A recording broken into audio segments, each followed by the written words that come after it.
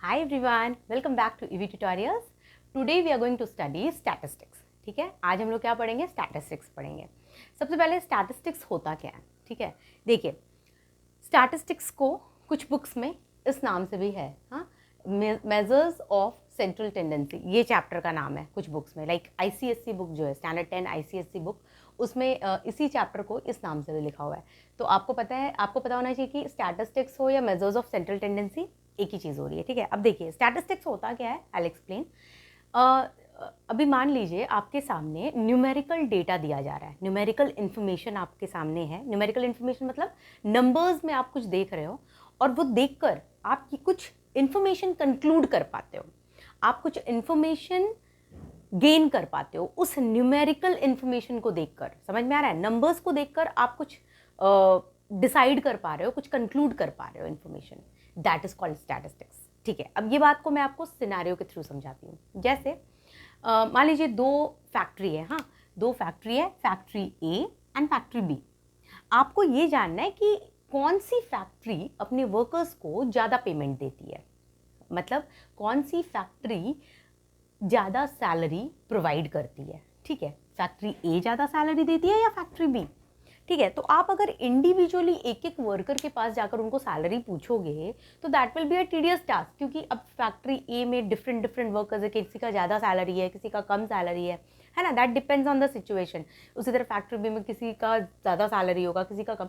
तो आपके लिए ये डिफ़िकल्ट है. लेकिन अगर आपको ओवरऑल अगर आपको पता चल जाए कि फैक्ट्री ए ओवरऑल कितना सैलरी देती है अपने वर्कर्स को और फैक्ट्री बी कितना सैलरी देती है अपने वर्कर्स को, तो आप अगर वो अमाउंट न्यूमेरिकल फिगर में आपके सामने रख दूँ तो आप फटाफट बता दोगे कि भाई कौन सी सैलरी ज़्यादा, कौन सी फैक्ट्री ज़्यादा सैलरी देती है. समझ में आया? तो आपने क्या किया, आपने न्यूमेरिकल इन्फॉर्मेशन मतलब नंबर्स में आपने डेटा को देखा और आपने बता दिया कि कौन सी फैक्ट्री ज़्यादा पेमेंट करती है. समझ में आया? उसी तरह अपन दूसरा एक और सिनेरियो लेके समझ सकते हैं. लाइक सपोज आपके क्लास में दो स्टूडेंट हैं, मान लो student A and student B. फिर से लेते हैं अपन. ठीक है, स्टूडेंट ए स्टूडेंट बी. आप बोल रहे हो कि है ना स्टूडेंट ए जो है ना वो एवरेज स्टूडेंट है और स्टूडेंट बी जो है ना वो इंटेलिजेंट है. कैसे बोल दिया आपने ये बात? ठीक है, क्योंकि आपने कॉन्स्टेंटली मार्क्स देखा है शायद लास्ट टर्म का, या पिछले स्टैंडर्ड का. आपने कॉन्स्टेंटली 2-3 एग्ज़ाम का उनका मार्क्स देखा और आपको ये समझ में आ गया कि भाई वो स्टूडेंट ए जो है ना वो कॉन्स्टेंटली एवरेज मार्क्स लाता है हर सब्जेक्ट में और स्टूडेंट बी जो है वो कॉन्स्टेंटली बहुत अच्छे ज़्यादा मार्क्स लेकर आता है, हाई मार्क्स स्कोर करता है वो. तो इसलिए आपने ये इन्फॉर्मेशन गेन किया कि स्टूडेंट ए जो है वो एक एवरेज स्टूडेंट है और स्टूडेंट बी एक इंटेलिजेंट स्टूडेंट है. आई बात समझ में? तो ये जो इन्फॉर्मेशन आप गेन कर रहे हो, ये जो इन्फॉर्मेशन आप कंक्लूड कर रहे हो कि भाई वो एवरेज है, वो इंटेलिजेंट, वो कैसे कंक्लूड कर रहे हो? क्योंकि आपने उनका मार्क्स देखा है ना पहले का, है ना, पहले के 2-3 एग्जाम का आपने कॉन्स्टेंटली उनका मार्क्स देखा है. तो वो मार्क्स कैसे देख रहे हो आप? नंबर्स देख रहे हो ना. तो वही मैं कह रही हूँ, आप न्यूमेरिकल डेटा को देखकर कुछ इन्फॉर्मेशन कंक्लूड कर पाते हो. That is called statistics.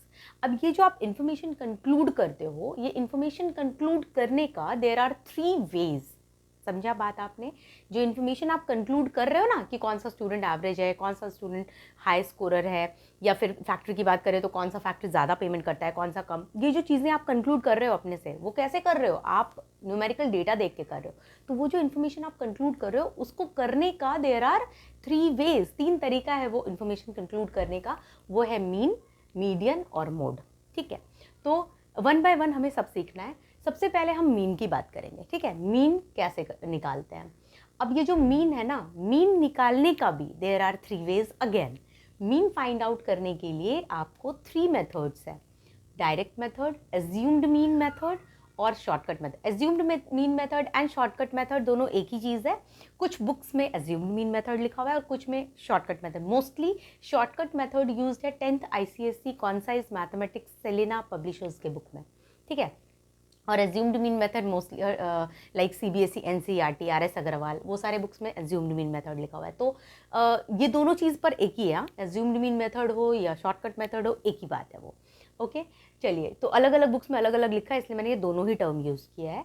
और थर्ड मेथड है स्टेप डेविएशन मेथड. ये तीनों मेथड यूज़ करके आप मीन फाइंड आउट करते हो. ठीक है, अब आपको जो क्वेश्चंस दिए जाते हैं उस क्वेश्चन में, मतलब आपको जो न्यूमेरिकल डेटा दिया जाता है ना, वो डेटा भी 2 तरीके का रहता है. ठीक है, एक अनग्रुप्ड डेटा, एक ग्रुप्ड डेटा। अनग्रुप्ड डेटा को भी सॉल्व करने का ये तीनों वे है और ग्रुप्ड डेटा को भी आप सॉल्व इन तीनों वे से कर सकते हो। क्लियर? ठीक है। मोस्टली अगर मैं सीबीएसई की बात करूँ तो सीबीएसई के जो स्टूडेंट्स हैं ना वो 9th स्टैंडर्ड में ही अनग्रुप्ड डेटा पढ़ लेते हैं। अनग्रुप्ड डेटा उनको दिया जाता है स्टैंडर्ड 9 सीबीएसई में और उस डेटा का वो ये तीनों मेथड यूज़ करके मीन फाइंड आउट कर लेते हैं। और 10th सीबीएसई में, मतलब सीबीएसई बोर्ड के स्टूडेंट स्टैंडर्ड 10 में ग्रुप डेटा उनको दिया जाता है। ठीक है, 9th में वो अनग्रुप्ड डेटा के ऊपर मीन निकालते हैं ये तीनों मेथड यूज़ करके, और 10th में ये। और आईसीएसई के जो स्टूडेंट्स हैं उनका 10th आईसीएसई के जो स्टूडेंट्स हैं उनको Selina publishers concise mathematics book में भी आप देखोगे तो 10th आईसीएसई में फर्स्ट एक्सरसाइज जो दिया हुआ है ना, chapter number 24 of concise mathematics, first exercise में उनको अनग्रुप्ड डेटा के ऊपर मीन फाइंड आउट करने बोला गया है। ठीक है, तो वो क्या मीन ही नहीं, मीन फाइंड आउट करने के लिए बोला गया है अनग्रुप्ड डेटा के ऊपर। ठीक है, अनग्रुप्ड डेटा उनको फर्स्ट एक्सरसाइज में बोला गया है कि अनग्रुप्ड डेटा के ऊपर आप मीन फाइंड आउट करो ये तीनों मेथड यूज़ करके, और जो फर्दर एक्सरसाइज है सेकेंड एंड थर्ड एक्सरसाइज उसमें उनको ग्रुप डेटा दिया गया। तो मैंने क्या किया है, मैंने स्टेप बाय स्टेप मैं आपको ये बताऊंगी कि पहले अनग्रुप्ड डेटा का जब क्वेश्चन आपके सामने आएगा तब आप ये तीनों मेथड कैसे यूज़ करोगे, और अगर ग्रुप्ड डेटा का क्वेश्चन सामने आएगा तब आप ये तीनों मेथड कैसे यूज़ करोगे। ठीक है, तो हम लोग क्या करेंगे, डिफरेंट क्वेश्चन लेंगे और डिफरेंट क्वेश्चन लेकर डिफरेंट मेथड को प्रॉपर्ली समझेंगे। मैं आपको अनग्रुप्ड डेटा के भी क्वेश्चंस बताऊंगी और ग्रुप डेटा के भी क्वेश्चंस बताऊंगी, तो कोई कंफ्यूजन होना ही नहीं चाहिए कि ये कैसा डेटा है, क्या है ना, बिकॉज हम लोग डिफरेंट क्वेश्चन से समझेंगे कि ये अनग्रुप डेटा किसको कहते हैं, ग्रुप डेटा किसको कहते हैं, अनग्रुप डेटा के क्वेश्चंस में ये मेथड्स कैसे अप्लाई होगा एंड ग्रुप डेटा के क्वेश्चंस में ये मेथड कैसे अप्लाई होगा। ठीक है, तो चलिए सबसे पहले हम लोग फर्स्ट स्टार्ट करेंगे अभी मीन से। ठीक है, ओके। अच्छा, एक और चीज़ मैं आपको बताती हूँ, मीन सबसे पहले क्या होता है, मैं एकदम बेसिक बात आपको बता दूं, मीन क्या होता है। मीन एवरेज को कहते हैं, राइट। अगर आप में से कुछ बच्चों को ये बात पता भी होगा, मीन का मतलब होता है एवरेज, है ना। एवरेज क्या होता है, एवरेज निकालना, मतलब अगर सपोज कीजिए आप फॉर एग्जांपल सपोज आपके क्लास में 2 स्टूडेंट हैं, फिर से मैं वैसे ले रही हूँ स्टूडेंट ए और स्टूडेंट बी, और कोई टेस्ट हुआ आपके क्लास में। ठीक है, कोई टेस्ट हुआ और कोई एक टेस्ट हुआ और उसमें 5 क्वेश्चंस आए। ठीक है, क्वेश्चन नंबर 1 2 3 4 5 5 क्वेश्चंस हैं। 2 स्टूडेंट हैं, दोनों ने टेस्ट दिया है और ये 5 क्वेश्चंस में उनको डिफरेंट मार्क्स आए हैं। मान लेते हैं कि जो स्टूडेंट ए है, ठीक है, उसको question number 1, question number 1, question number 2, question number 3, question number 4 and question number 5, ये स्टूडेंट ए का मार्क्स हो गया एंड स्टूडेंट बी का भी marks, student A student B. ठीक है, अब क्या हो रहा है कि जो टेस्ट हुआ है वो 20 मार्क्स का टेस्ट है। ठीक है, 20 मार्क्स का टेस्ट है और स्टूडेंट ए को क्वेश्चन नंबर 1 में 20 में आया है 15 और स्टूडेंट बी को क्वेश्चन नंबर 1 में 20 में 18 आया है। ठीक है, उसी तरह क्वेश्चन नंबर 2 में स्टूडेंट ए को आया है आप मान लो 18 और स्टूडेंट बी को क्वेश्चन नंबर 2 में आया है 15। फिर इनको आया क्वेश्चन नंबर 3 में स्टूडेंट ए को सपोज आया है 10 और क्वेश्चन नंबर 3 में स्टूडेंट बी को 15, क्वेश्चन नंबर 4 में स्टूडेंट ए को 18 और क्वेश्चन नंबर 4 में स्टूडेंट बी को 10 मार्क्स, क्वेश्चन नंबर 5 में स्टूडेंट ए को 20 और क्वेश्चन नंबर 5 में स्टूडेंट बी को भी 20 मार्क्स आए। ठीक है, आप समझो, अगर इस तरह का कुछ सिनेरियो है तो आपको मैं बोलती हूँ भाई इसका आपको कैसे पता चल रहा है कि कौन सा स्टूडेंट ज़्यादा स्कोर किया है। देखो हम लोग स्टैटिस्टिक्स समझ रहे हैं लेकिन मैं आपको इसमें एवरेज बताऊंगी, तो आप क्या करते हो, मैंने आपसे कहा ना कि इन्फॉर्मेशन हम कैसे कंक्लूड करते हैं कि कौन सा स्टूडेंट ज़्यादा स्कोर किया है, वो हम स्टैटिस्टिक्स से कंक्लूड करते हैं। और स्टैटिस्टिक्स में ही स्टैटिस्टिक्स करते क्या है बेसिकली, हम बेसिकली ये 3 में से कोई भी मेथड यूज़ करते हैं। तो हम पहले मेथड मीन यूज़ करके देख रहे हैं। तो मैं क्या करूँगी ना, मैं एवरेज निकालूंगी कि स्टूडेंट ए को एवरेज मार्क्स कितना आया है और स्टूडेंट बी को एवरेज मार्क्स कितना आया है। मैं ये नहीं देख रही हूँ कि है ना इसको एक में 15 आया, अच्छा तो दूसरे को इसको 18 आया तो इसको ज़्यादा नहीं। एक से आप कैसे डिसाइड कर सकते हो, अलग अलग मार्क्स अलग अलग क्वेश्चंस में आए हुए हैं ना, तो आपको तो ओवरऑल देखना पड़ेगा ना कि स्टूडेंट ए ज़्यादा स्कोर किया या स्टूडेंट बी, है ना। तो आप क्या करोगे, आप एवरेज निकालोगे। आप बोलोगे भाई 15 + 18 + 10 + 18 + 20, मैं स्टूडेंट ए का पहले निकाल रही हूँ। ठीक है, तो सबको ऐड कर दिया, डिवाइडेड बाय 5, मतलब total sum of all the observation, मतलब सबका जितना भी sum of all the marks divided by number of observation, मतलब कितने सब्जेक्ट थे, 1 2 3 4, आई एम सो सॉरी, कितने नंबर ऑफ क्वेश्चंस थे, 1 2 3 4 5 क्वेश्चंस थे। तो आप सबको ऐड करोगे तो कितना आएगा, 8 5 13 13 एंड 8 13 13 प्लस 8 कितना होगा, 21। सो 2 2 2 4 1 5 5 1 6 6 1 7 1 8 अपॉन 5। तो आपको आ गया 5 1 जा 5 5 6 जा 30 एंड 1 तो 5 16.2 is the average marks of student A. और स्टूडेंट बी का अगर मैं एवरेज मार्क्स देखूँ तो कितना आया, 18 plus 15 plus 15 plus 10 plus 20 upon 5, है ना। 5 क्यों, क्योंकि टोटल नंबर ऑफ क्वेश्चन 5 है। नाउ 30 30 40 60 78 मार्क्स अपॉन 5, ठीक है। तो इसको आप जब डिवाइड करोगे तो क्या आएगा, 5 1 जा 5 2 8, तो 5 5 जा 25 एंड 6 जा 30, 15.6। तो देखो आप, स्टूडेंट ए को ओवरऑल एवरेज मीन की बात हम कर रहे हैं अभी, है ना। मीन क्या होता है, मीन मतलब एवरेज जो मैंने मार्क्स निकाला, स्टूडेंट ए को एवरेज मार्क्स आया है 16.2 और स्टूडेंट बी को एवरेज मार्क्स मिला है 15.6। तो आप कह सकते हो कि किसको ज़्यादा, कौन ज़्यादा मार्क्स स्कोर किया है, ए ने ज़्यादा मार्क्स स्कोर किया है, राइट। ए को ज़्यादा मार्क्स मिला है बी के कंपैरिजन में, राइट। ये आपने कैसे कंक्लूड किया बच्चों, आपने मीन निकाला, दिस इज मीन, राइट। हम क्या निकाल रहे हैं, मीन निकाल रहे हैं ना, मीन मतलब एवरेज निकाल रहे हैं हम लोग, समझ में आ रहा है। ये एकदम नॉर्मल मीन निकालने का तरीका है, एकदम सिंपल वाला, जो कि जिसमें हम लोग सीधा सीधा सारे ऑब्जर्वेशंस, सारे मार्क्स को sum of all the observations divided by number of observation करते हैं। ये एकदम बेसिक वाला फंडा है, लेकिन इसी में अलग अलग तरह का आपको डेटा दिया हुआ रहता है एंड अलग अलग डेटा को आप हर बार यही मेथड से सॉल्व करके नहीं निकाल सकते हो, उसके लिए ही हमें डिफरेंट मेथड्स दिए हुए हैं, ठीक है। एक अनग्रुप्ड डेटा के लिए और ग्रुप डेटा के लिए। तो मैंने आपको मैंने आपको ये बता दिया कि भाई मीन होता क्या है, ठीक है। ये जो मीन है या एवरेज है, ये होता क्या है वो मैंने आपको बताया। क्या होता है, सम ऑफ ऑल द ऑब्जर्वेशंस, मतलब ऑब्जर्वेशन मतलब समझ रहे हो, मैं ऑब्जर्वेशन, ये first observation, second observation, third observation, fourth observation and fifth observation, तो सबका सम करो divided by number of observation, मतलब 1 2 3 4 5, टोटल 5 ऑब्जर्वेशन है। तो ये जो तरीका, ये है ना, ये बेसिक फॉर्मूला है मीन फाइंड आउट करने का या एवरेज फाइंड आउट। मीन और एवरेज एक ही चीज़ होती है, ठीक है। तो मीन फाइंड आउट करने का ये बेसिक तरीका है, एकदम बेसिक वाला तरीका है। लेकिन हमेशा डेटा इतना सिंपल नहीं रहता है, डेटा अलग अलग तरीका का दिया जाता है आपको, अनग्रुप्ड, ग्रुप्ड, अलग अलग तरह का डेटा दिया जाता है। तो उस डेटा को और भी तरीके से, इसी क्वेश्चन को फाइंड आउट करने के ये सारे भी तरीके हैं। तो ये सब अब हम सीखेंगे कि डायरेक्ट मेथड क्या होता है, अज्यूम्ड मीन या शॉर्टकट मेथड क्या होता है, ना स्टेप डेविएशन मेथड क्या होता है क्वेश्चन के थ्रू, ठीक है। तो चलिए अभी हम सबसे पहले देखेंगे, मैं आपको एक अनग्रुप्ड डेटा का क्वेश्चन दूंगी एंड देन उस क्वेश्चन को हम डायरेक्ट मेथड से सॉल्व करने का कोशिश करेंगे। चलिए ओके, तो ये हमारा क्वेश्चन है, ठीक है। ये हम लोग क्या कर रहे हैं, मुझे अनग्रुप्ड डेटा दिया हुआ है, अनग्रुप्ड डेटा, हाँ ग्रुप्ड नहीं है, ये अनग्रुप्ड डेटा है, ठीक है। ग्रुप डेटा अलग रहता है, वो मैं आपको आगे बताऊंगी। ग्रुप डेटा में क्लास इंटरवल्स दिए रहते हैं, ठीक है। तो ये अगर आप स्टैंडर्ड 10 ICSE की बात करो तो फर्स्ट एक्सरसाइज में उनका ऐसा ही है, ठीक है, ये वाला क्वेश्चन। और लेकिन अगर CBSE की मैं बात करूँ तो स्टैंडर्ड 9 में उन लोगों को ये बताया जाता है, ठीक है। चलिए, तो ये अनग्रुप्ड डेटा है और अनग्रुप्ड डेटा आपको दिया हुआ है, उसको मैं किस मेथड से सॉल्व करके बताने वाली हूँ, डायरेक्ट मेथड से सॉल्व करके बताऊंगी, ठीक है। फिर इसके बाद मैं आगे आपको दूसरे मेथड्स भी बताऊंगी, अभी मैं फिलहाल डायरेक्ट मेथड बता रही हूँ। तो देखिए, इसमें लिखा है height of 100 plants in a garden are given below. 100 plants का हाइट आपको दिया हुआ है, सेंटीमीटर में हाइट है, ठीक है। जैसे कि 5 प्लांट्स जो हैं, एक गार्डन है उसमें इतने सारे प्लांट्स हैं, 5 प्लांट का 60 सेंटीमीटर हाइट है, 16 प्लांट्स का 64 सेंटीमीटर हाइट है, 40 प्लांट्स का 68 सेंटीमीटर हाइट है, 30 का 72 सेंटीमीटर और 9 प्लांट्स का 76 सेंटीमीटर हाइट है।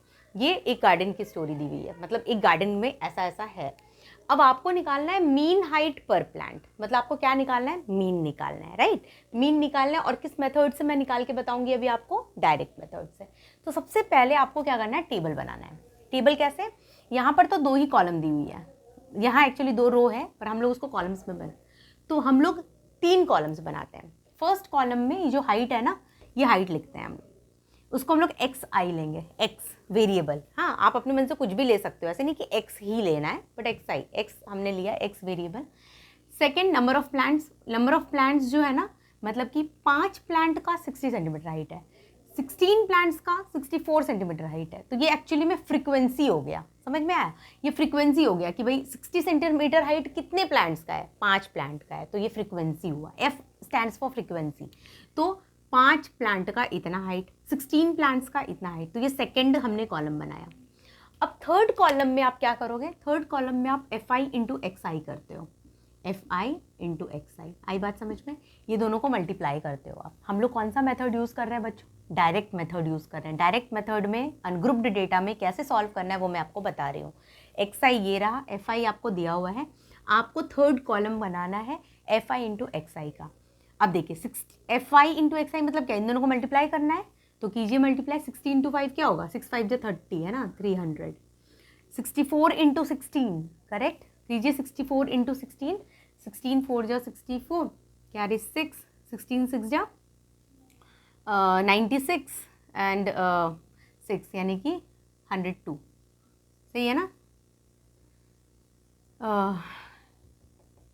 ओके, नाउ 68 इंटू 40, तो यहाँ पे 0 आएगा, फिर 4, आप सब मल्टीप्लिकेशन आप खुद भी कर सकते हो। 4 8 जा 32, कैरी 3, 4 6 जा 24 एंड 3 27, फिर 30 इंटू 72, तो एक तो 0 आएगा ही, देन 3 2 जा 6 एंड 3 7 जा 21, और फिर 9 इंटू 76, तो 9 6 जा 54, 9 7 जा 63 एंड 5 68, ठीक है।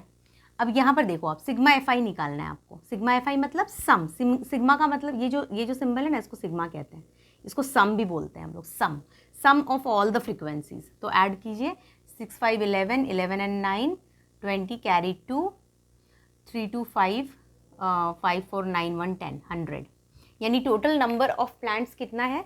100 है। अब एफ आई इंटू एक्स आई निकाल रहे हैं हम लोग। एफ आई इंटू एक्स आई निकाल, सबको ऐड करना है, ठीक है। 4 4 8 8 6 14, 14 to 16 to 18, carry 1, 6 1 7 1 8, 8 8 7 15, 3 18, carry 1, 2 2 4 1 5 1 6, ठीक है।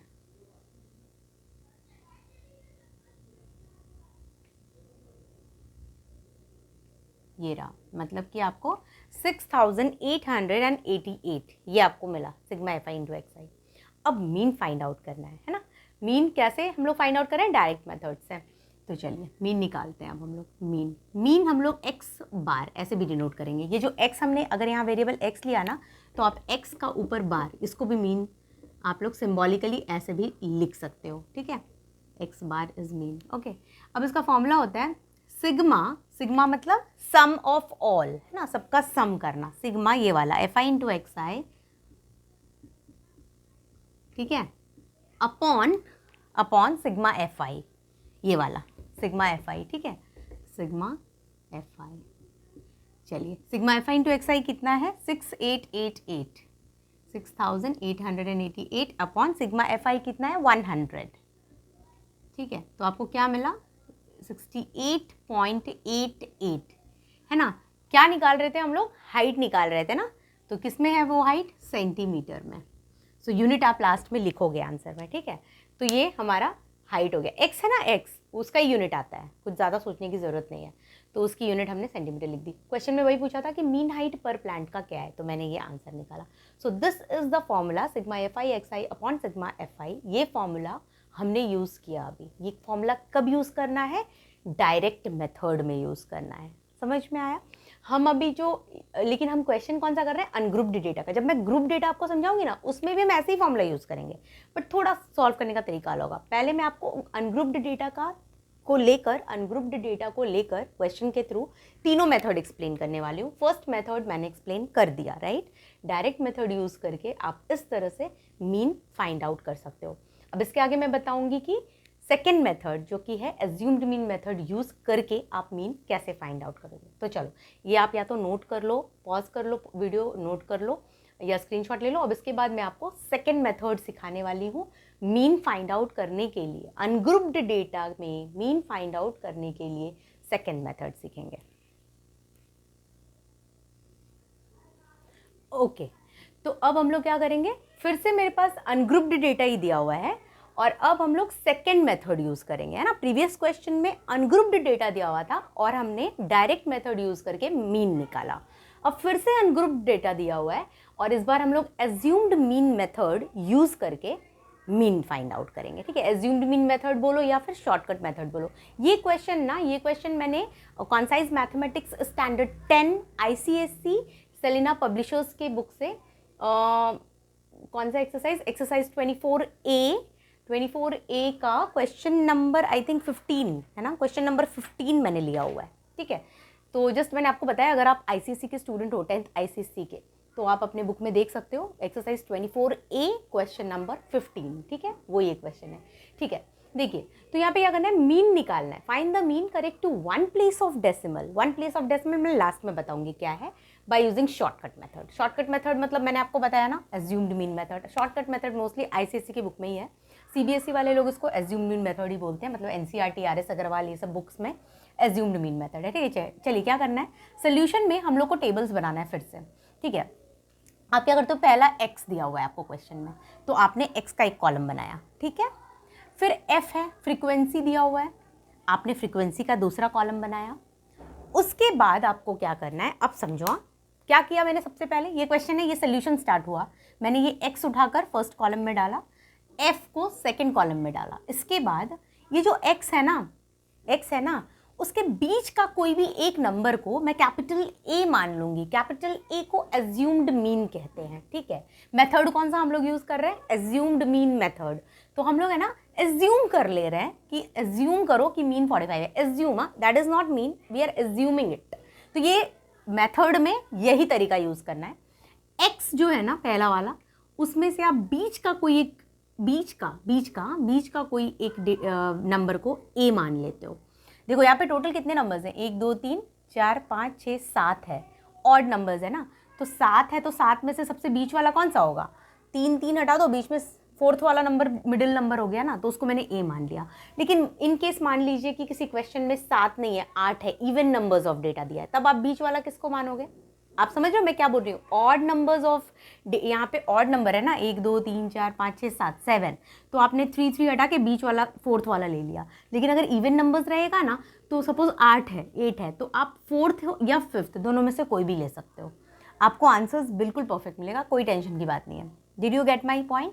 अगर किसी क्वेश्चन में 7 की जगह 8 नंबर्स भी दिए हैं और आपको कह रहा है एज्यूम्ड मीन मेथड से सॉल्व कीजिए, तो आप फोर्थ या फिफ्थ कोई भी डेटा ले सकते हो, कोई प्रॉब्लम नहीं है A को। हाँ, तो इसमें मैंने A ले लिया। अब क्या करेंगे, स्मॉल d मतलब होता है डेविएशन। स्मॉल d का क्या मतलब होता है, डेविएशन, ठीक है। ये स्टेप है, फर्स्ट स्टेप क्या है, फर्स्ट स्टेप है आपने x और f को कॉलम लिख लिया 2 कॉलम्स में। सेकेंड स्टेप, आपने कैपिटल A माना x में से बीच वाले को। हाँ, अगर इवन नंबर्स ऑफ डेटा है तो आप दोनों में से कोई भी एक मान सकते हो, फोर्थ या फिफ्थ A। थर्ड स्टेप है आपको D निकालना है, उसके लिए थर्ड कॉलम बनानी है, और D equal to x minus A। x क्या है 40, A क्या है 45, है ना। देखो A को मैंने 45 को मैंने A माना है, राइट। तो x माइनस A मैं हर केस में निकालूंगी। तो देखिए आप, x माइनस A मतलब 40 माइनस 45 कितना आया, -5। फिर से x माइनस A मतलब 41 माइनस 45 कितना आ गया, -4। Third 43 minus 45 -2, 45 minus 45 0, 46 minus 45 1, 49 minus 45 4, 50 minus 45 5। समझ में आया, D निकाल दिया मैंने। अब हमें निकालना है f इंटू डी, f और d को मल्टीप्लाई करना है, ये f और ये d को मल्टीप्लाई।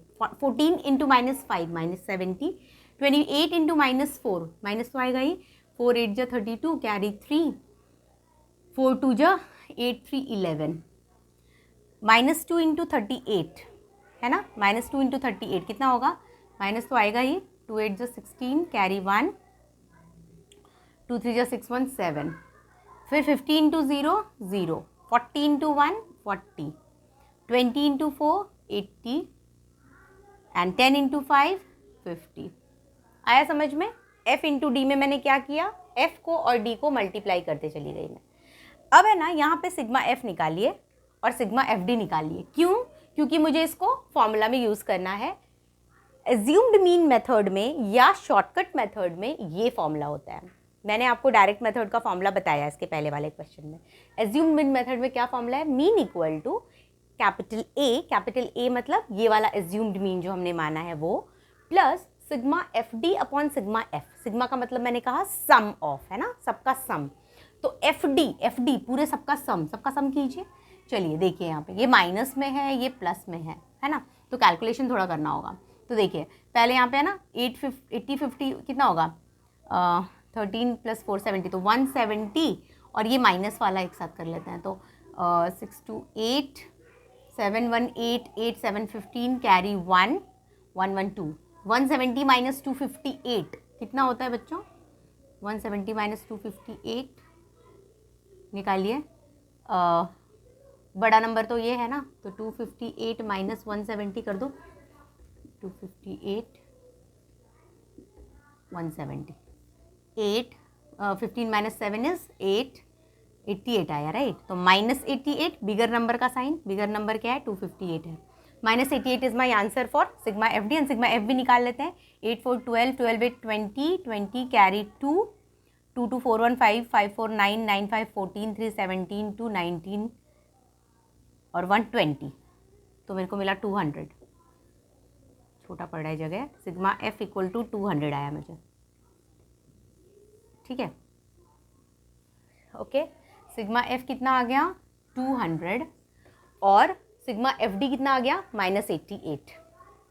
ओके, जब आप पेपर पे बना रहे हो तो आप थोड़ा बड़ा बड़ा कॉलम लोगे। अब मेरा बोर्ड है तो मुझे जगह कम है तो मैंने पहले से बना लिया। अब आप क्या करोगे, जब आप पेपर पर बना रहे हो पेंसिल से, पेन से ही करोगे ये सब, पर टेबल जब आप लाइन वाइन डालोगे तो पेंसिल से डालोगे ना, तो उस टाइम में ना थोड़ा बिग स्पेस लेने का, क्योंकि जब कैलकुलेशन अपन करते हैं तो अपने को नहीं पता ना, देखो अब ये इतना बड़ा जगह ले रहा है, तो अगर अपन ने बड़ा कॉलम बना दिया होता, फिर ये मीन अभी मैं राइट हैंड साइड पे फाइंड आउट कर रही हूँ, आपके बुक में तो बहुत जगह है ना, तो आप इसके नीचे मीन फाइंड आउट कर सकते हो, राइट।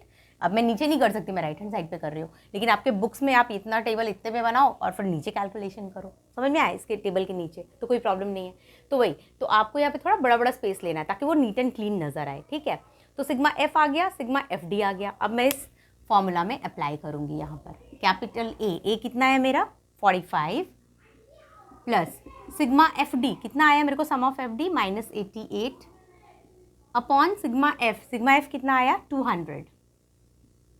चलिए अब कैलकुलेशन करेंगे। 45 प्लस माइनस माइनस होता है 88, 2 से एक काम करती हूँ मैं, इसको 2 से इसको कैंसिल करती हूँ, 44 अपॉन 100 ना, -44 अपॉन 100, ठीक है। तो ये हो गया 45 माइनस 0.44। अब 45 माइनस 0.44 कितना होता है बच्चों, 45.00 0.44, ऐसे माइनस करते हैं। 10 माइनस 4 6, 9 माइनस 4 5, फिर इधर 4, 44.56 आया मुझे। अब यहाँ क्वेश्चन में था correct to 1 place of decimal. Decimal के बाद एक ही प्लेस बताना है, डेसिमल के बाद फर्स्ट प्लेस बताना है।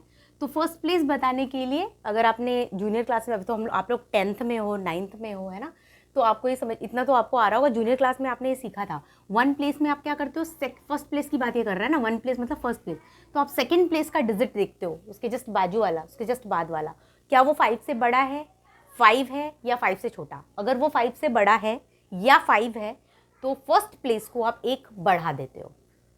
अगर सेकेंड प्लेस वाला 5 से छोटा होता तो first place as it is जो है वही रह जाता। पर यहाँ हम देख रहे हैं कि सेकेंड प्लेस पे 5 से बड़ा नंबर है, 6 है, तो ये जो फर्स्ट प्लेस है उसको हम 1 बढ़ा देंगे, है ना। 44.5 क्या बन जाएगा 6, सो माई आंसर इज 44.6। समझ में आया आपको, समझा ना। Correct to 1 place of decimal, है ना। करेक्ट टू 1 प्लेस बताने के लिए आप second place, correct to 1 place है यहाँ, इसलिए सेकंड प्लेस का डिजिट हम लोग चेक करते हैं। अगर यहाँ करेक्ट टू 2 प्लेस रहता तो थर्ड प्लेस का देखते हैं। अब यहाँ तो खैर आया ही नहीं, यहाँ तो इतना ही आंसर आया। हाँ, तो करेक्ट टू 1 प्लेस में मेरा आंसर क्या है 44.6। Hope I am clear, right. तो हमने अभी क्या सीखा, हमने सीखा कैसे मीन फाइंड आउट करते हैं कौन से मेथड को यूज़ करके? एज्यूम्ड मीन मेथड को यूज़ करके। एज्यूम्ड मीन मेथड यूज़ करके आप मीन फाइंड आउट इसी फॉर्मूला से करते हो, चाहे वो कोई भी डेटा हो, ग्रुप या अनग्रुप्ड। लेकिन फिलहाल जो मेरा क्वेश्चन है वो अनग्रुप डेटा का है, ठीक है। ग्रुप डेटा मैं बाद में समझाऊंगी। चलिए अब हम लोग थर्ड मेथड डिस्कस करेंगे, that is step deviation method for ungroup data. Okay, ये आप स्क्रीनशॉट ले लो या इस क्वेश्चन को नोट कर लो।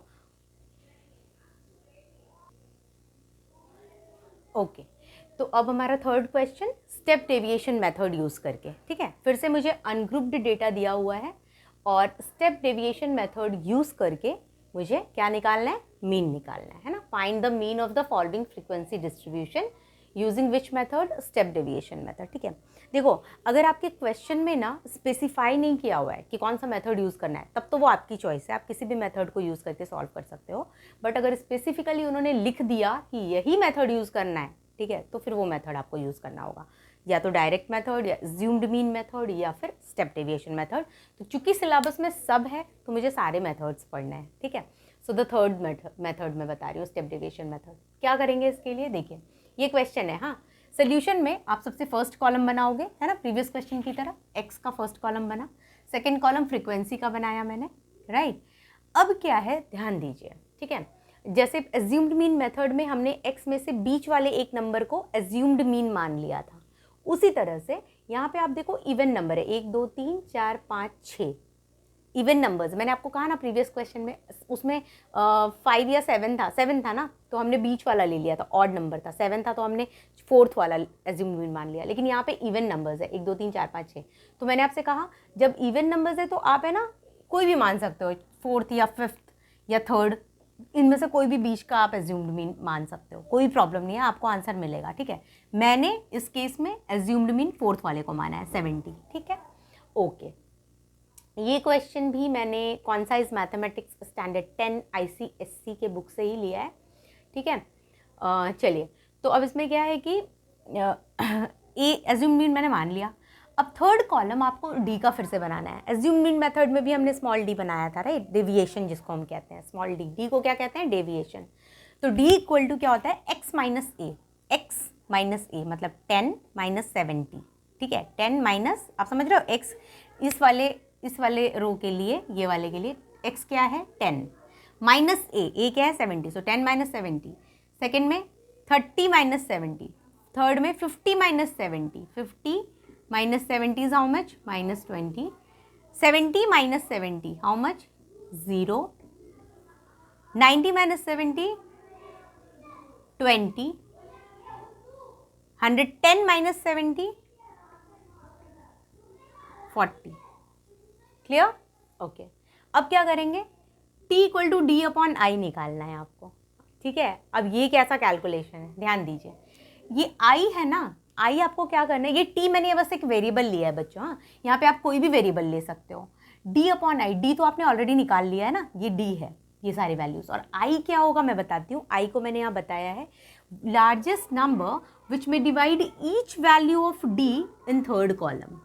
देखो, थर्ड कॉलम में जो भी नंबर्स आपको दिख रहे हैं ना, -60, -40, -20, 0, 20 एंड 40, ये नंबर्स हैं। तो इनमें से वो लार्जेस्ट बड़ा नंबर आपको लेना है जो डिवाइड करे सारे नंबर को। बड़ा नंबर लेना है ना, तो बड़ा मतलब ये नेगेटिव है, ये पॉजिटिव है, तो बड़ा तो ये दोनों हुआ। लेकिन वो बड़ा नंबर लीजिए जो सबको डिवाइड कर सके। तो आप सोचो कि ये जो 20 नंबर है ना, 20 प्लस 20, वो सबसे डिविजिबल है, -60 से भी, 20 -40 से भी डिविजिबल है, 20 से है ही, -20 से, 20 40 से ही, समझ में आया? वो नंबर लो जो पांचों नंबर, मतलब 1 2 3 4 5 6 है ना, 6 नंबर है ना, 6 के 6 नंबर को वो डिवाइड कर सके। वो नंबर आपको इनमें से एक चूज करना होता है, कोई भी एक नंबर, वो बड़ा नंबर। हाँ, अब उसमें से एक से ज़्यादा नंबर्स भी हो, अब -20 भी ले सकते थे हम लोग, लेकिन यहाँ लार्जेस्ट लिखा है, तो -20 बड़ा है या +20 बड़ा है? +20 बड़ा है, इसीलिए हमने +20 लिया। समझ में आया? वो नंबर जो सबको डिवाइड करे और वो बड़ा नंबर हो।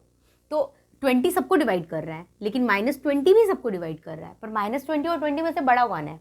+20 बड़ा है, इसलिए हमने i की वैल्यू 20 ली, ठीक है। तो आप यहाँ पे लिख लोगे थर्ड स्टेप, मतलब थर्ड कॉलम तो हो गया, फोर्थ फोर्थ कॉलम जो हम लोग बना रहे हैं उसके लिए आप यहाँ पे i इक्वल टू 20 ऐसा लिखोगे, ठीक है।